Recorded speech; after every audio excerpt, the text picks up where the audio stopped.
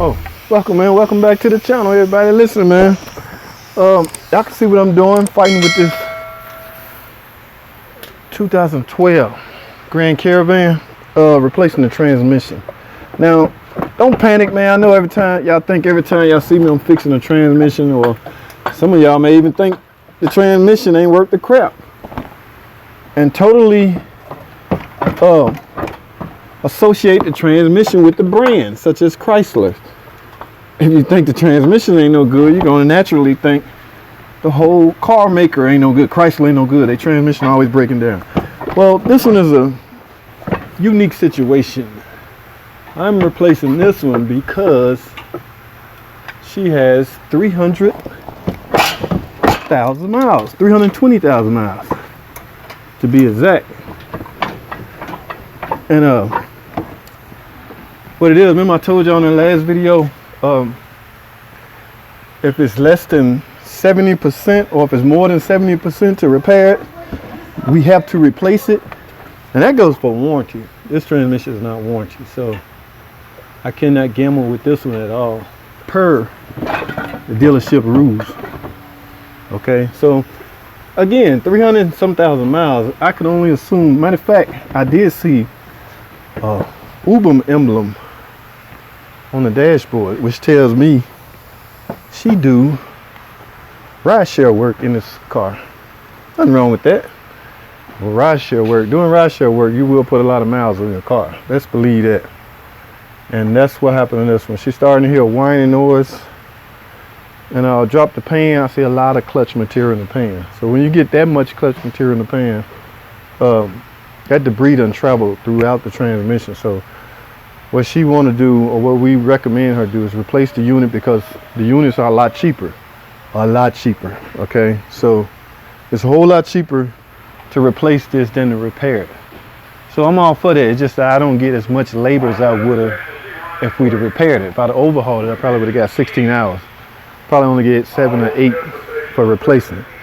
But again, as long as we get her back on the road running, like I say, man, that rideshare, I Uber in my van, but I don't have nearly as many miles as she do on this one. So,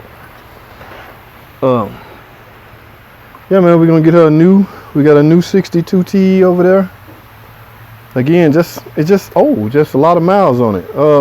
I asked her, has she been servicing it? She couldn't give me a straight answer. But from the looks of the debris that was in the pan, see, that's what I always do first on any transmission diagnostic. First, you check the fluid.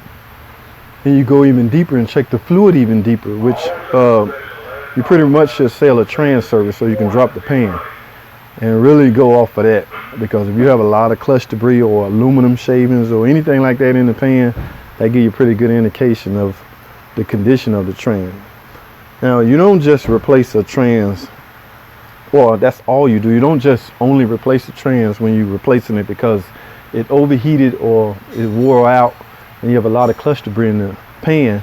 Because remember, that debris has traveled throughout the trans, and externally to the trans is a trans cooler. So I'm gonna also have to flush the trans cooler. Some of the cars, they recommend that we just simply replace the cooler, but we have a flusher machine. I can reverse flush the cooler, try to get any trapped dirt out of it. What we do is heat the fluid up real good, transmission fluid, and flush it through the cooler and reverse flush it back through. That way you pretty much get it all out. But I don't want to bore y'all with this. Like I said, I can't show y'all how to replace a trans. I just can show you that I'm replacing the trans, you know, that conflict of interest thing. So that's all I have, man.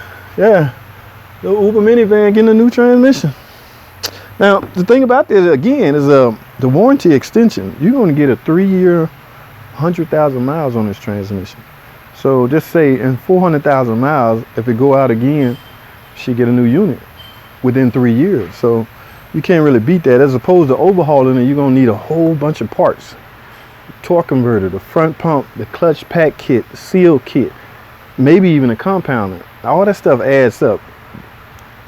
They have plenty for enough 62 TE in the reman warehouse to where they can now lower the price. There's supply and demand.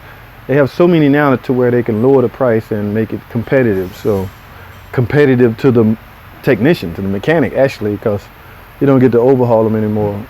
Not anymore, just if it was mine, it would get overhauled.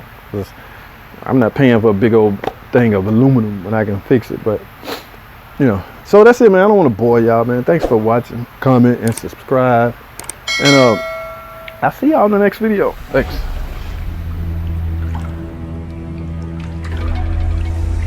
And we're gonna talk about